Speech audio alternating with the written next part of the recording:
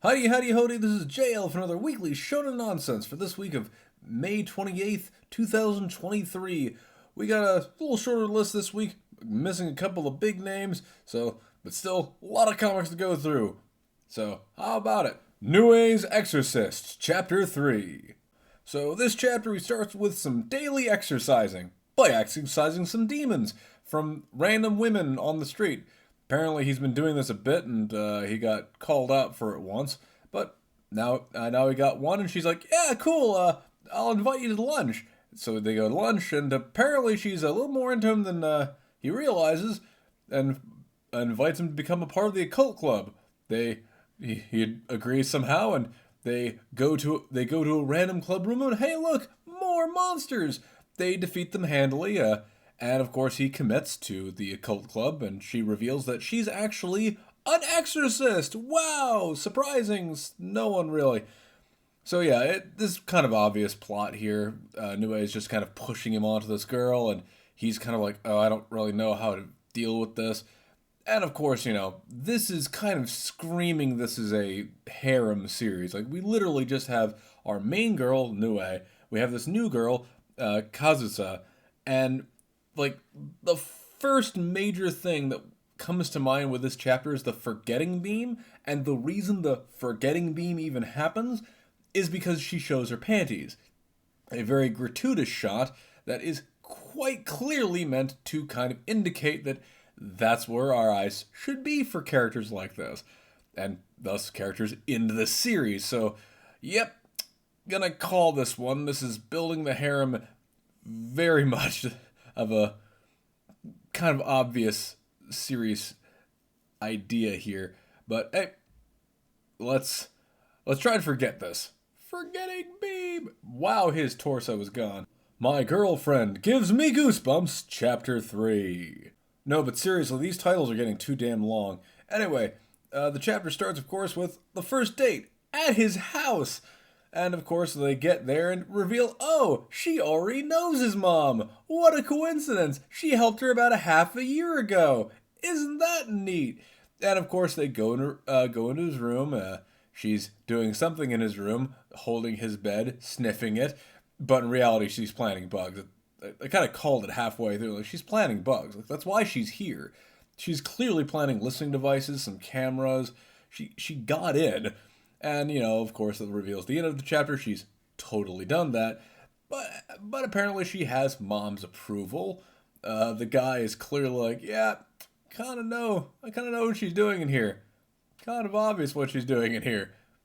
Hell, the fact that she's making stalker jokes is not really helping her case. Fun. Just funny series. Not much else to say about this here. Do Retry, Chapter 4.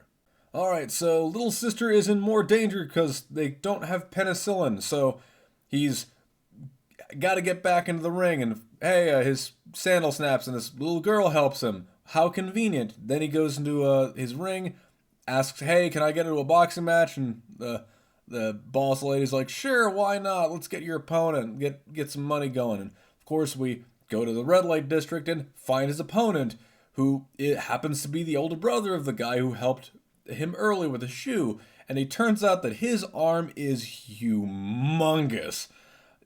God, the jokes write themselves.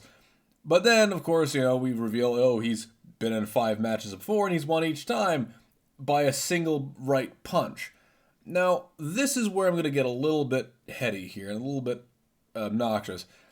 They call that a right straight. They keep saying he wins with right straights, and the chapter ends with him punching out our hero, and kind of like posing with his back towards him, with his arm across his giant forearm across his chest. And my immediate thought is that is not a right straight. That's a right hook. Understanding boxing is like you have your arms like across your chest or around your chest, kind of closed in like a square, or some kind of square formation around your upper body. The straight is kind of going from guard to punch back to guard easily, not necessarily, swinging your arm. what he's doing is a hook. Now, granted, the situation is he's in a brawl. Like, this is not a traditional boxing match here. He's literally just punching the dude in the face for, attacking him while he's attacking his sister. But the point being is, like, the wording implies that it's a hook. Now, this happens with, Japanese writings of physical techniques in other media, as a remembering, Tiger Mask doing this occasionally with wrestling moves. But this is just like, it's implying that this is a right straight when there's no evidence of that in the visual. So, again, pet peeve, but my pet has been peeved. Kill Blue, Chapter 6. Alright, so the chapter starts with no words. First few pages of this chapter have absolutely no dialogue whatsoever. No word balloons. They do have a few expressionary things, like, X's and so on, but pretty straightforward. It eventually does get into the actual dialogue there, where the characters start talking and explaining the marriage plot that Noren's currently stuck in. Apparently her dad's selling her off as a prize to win, to get secrets for the company. Then, of course, Ogami's not really feeling it. He's a 39-year-old man. She's literally half his age. He doesn't want to touch any of that. But, of course, he still wants to be her friend, or at least be there for her as a good guy, although he is an assassin. Of course, this leads into the home ec situation, where she joins home ec, and so do all the guys who want her money. I mean, her body. I mean, her money. And she pulls the boyfriend gambit on Ogami, much to everyone's chagrin, including Ogami's. Not much to say. It's a very straightforward little story beats. Not anything too secretive or under the wire stuff here. Nothing like lore based or anything. So, but good stuff. Again, those first few pages were really solid, especially with characterization, like where Noren says no, and we see her saying no to everyone, and frustration, and then we see Ogami thinking, oh, he could just beat the ever-loving crap out of everyone around him, but choosing not to and running away like a little coward just to kind of keep his appearance up. But again, good stuff. Tenmaku Cinema Chapter 7. Alright boys, it's shooting day. Time to get some shots at the school. Just one little quick note, why does a ghost need sleep? I mean, that's going to be a plot point later, but why does this ghost need sleep, of all things? Anyway, the chapter's mostly comprised of explaining how movies are made, with the little details like how sound is built and used to kind of mask certain elements of the plot, and locations. We have a bit about building and using cameras and what a grip is, along with just a little touch of makeup and some light storytelling involving the poor boy at the age of 5 dressing like a girl and playing with his sisters. But of course, the real meat of this is kind of getting that shot here in the school with this guerrilla film styling, because they're not allowed in here. They're coming in here earlier. They're avoiding the janitor just to get these shots in. And of course, we kind of end the chapter with them trying to get one last shot that involves using a dolly to do a panning shot. We don't really know the result. That's going to be next week, but it's kind of funny, a dolly-rigged panning shot, just to kind of end the chapter by stealing the janitor's dolly. Which is kind of mean. The one little note I have for this chapter that's kind of fun is that during this, and as an explanation of how sound works, they reference the live-action version of Promised Neverland, but instead of drawing it in the style of the movie, they instead draw it in the style of the original Promised Neverland, which is amazing. This dude who draws this has drawn Shonen Jump here greats like One Piece and Shogeki no Soma, or really, in One Piece's case, Shogeki no Sanji. So in this, he's drawn not only his own new series, but also, Promised Neverland. I'm just saying, he just needs to draw every single Shonen Jump headliner in his art style, just to kind of prove that he could do it, because I think he could. I believe in him. Fabricant 100, Chapter 23. So we start out the chapter with a color cover. Great. That means this series is going to live just a little bit longer, which is great. Because we actually got a bit of a backstory here involving 100, where we see what it's like when she was born. We actually see the doctor's face. And he calls out her name, or a name of Seiya, before she crumbles into fire, and he, leaves the room apparently saying she's a failure. And of course, that shows up that, hey, she actually has fire powers, and using her fire powers means she loses limbs in order to invoke this power. So that's cool. We get a new power for her, as well as we get her convictions to kind of like, protect what she can protect. So we get some more humanization of it. And just kind of fun. We kind of get a bit of the story here. We may have a soft name for 100 as opposed to just being called 100. We can call her Seiya. As well as, apparently, a 91 is pretty fucking dead. He is dead. He has been lost his arm and erupted into flame. If he is not dead by the end of this, I will call shenanigans. But, hey, I'm intrigued. And again, we might be getting this to live a little bit longer past the 20s, guys. That's really good. Cypher Academy, Chapter 25. The chapter begins, and I couldn't give a fuck. Alright, so we're meeting under a cherry tree, which apparently is always in, like, bloom 24/7. That is killing the point of what the cherry blossoms were supposed to represent. They're supposed to represent spring. God damn this series. Anyway, we meet the other group, like of team leaders, and like apparently we're planning a class war.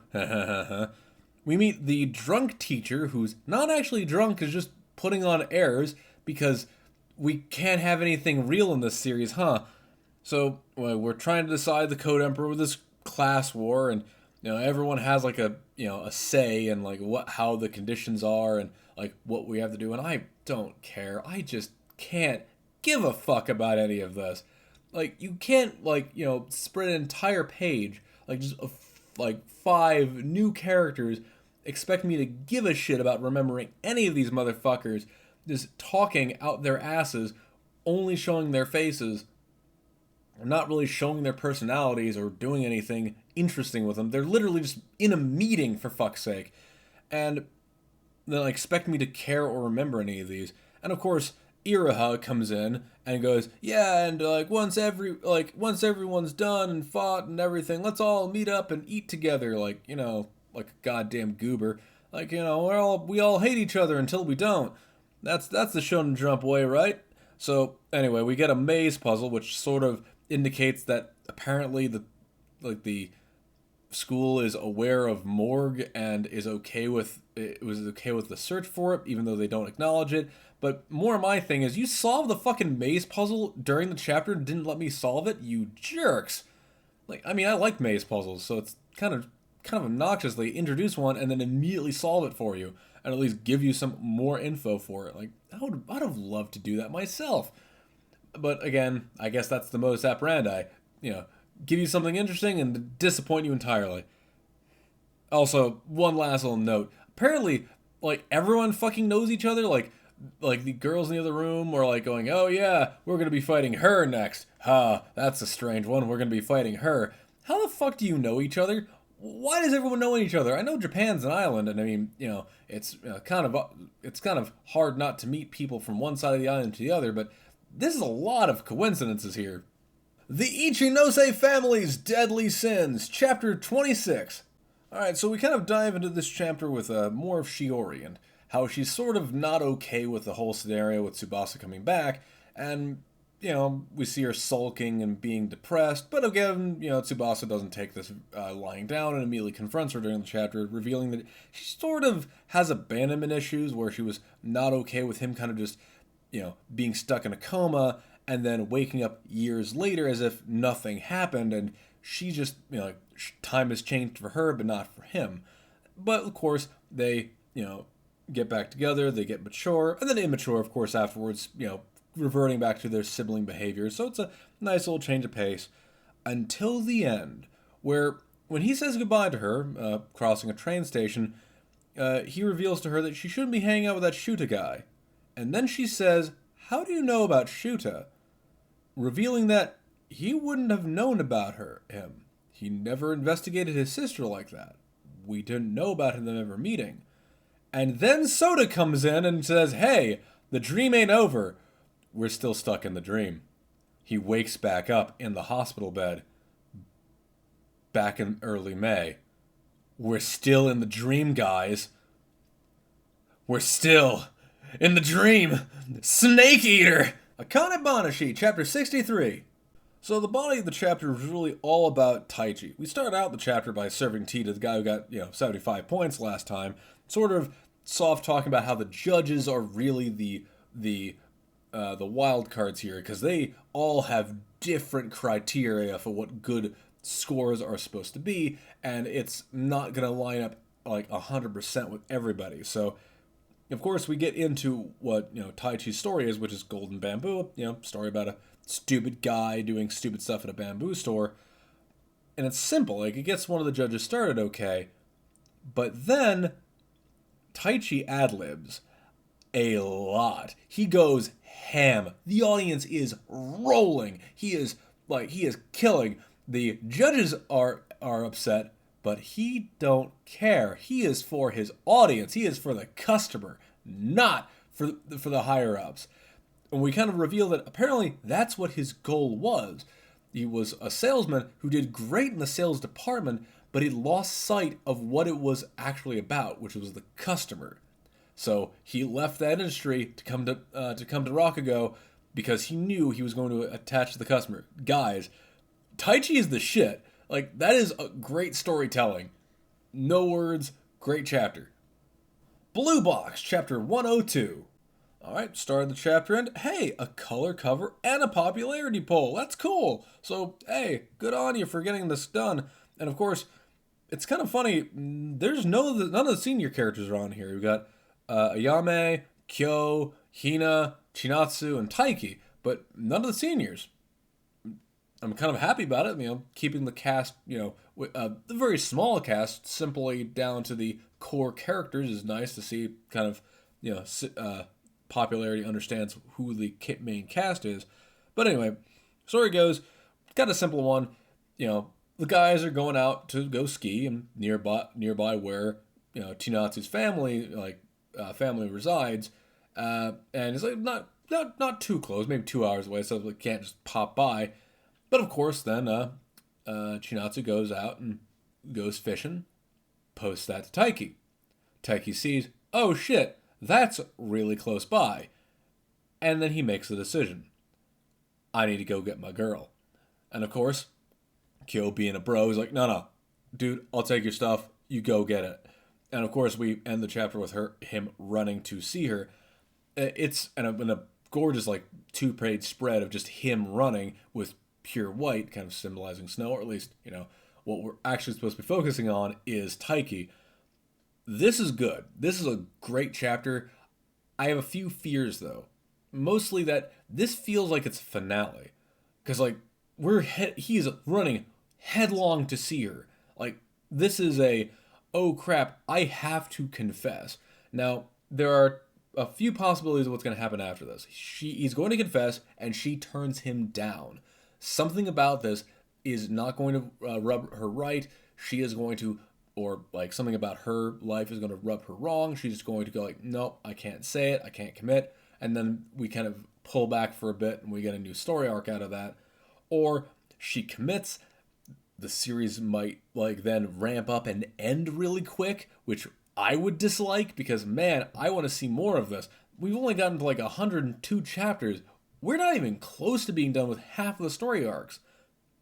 So, granted, 102 chapters is pretty long for a series in Shonen Jump nowadays, in comparison to some of the things that barely last, 30 chapters.